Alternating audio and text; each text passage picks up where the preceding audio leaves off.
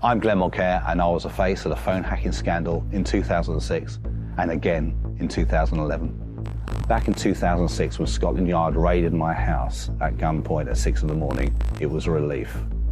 From there on, I got tried and convicted, I rehabilitated myself, we then moved on. In 2011, my family gets raided again for a second time and dragged back in it all over again.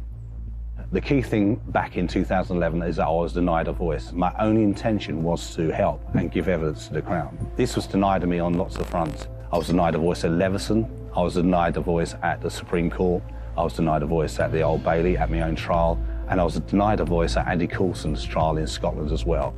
Back in 2011, there would have been absolutely no guilty plea from me whatsoever, but my former criminal lawyers were manipulating and managing things from behind the scenes. They were managing their own interests.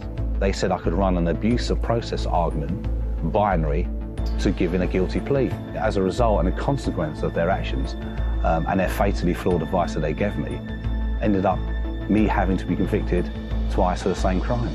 This has never happened to anybody in legal history, and it nearly cost me everything.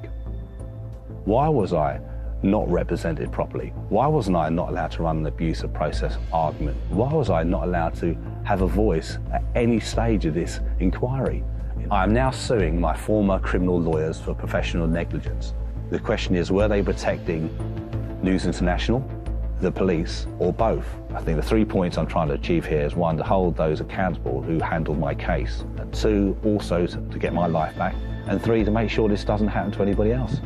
Or else anybody now who then gets convicted of a crime, goes to prison, rehabilitates himself, can come back and get rearrested, retried, and reconvicted. And that's not justice.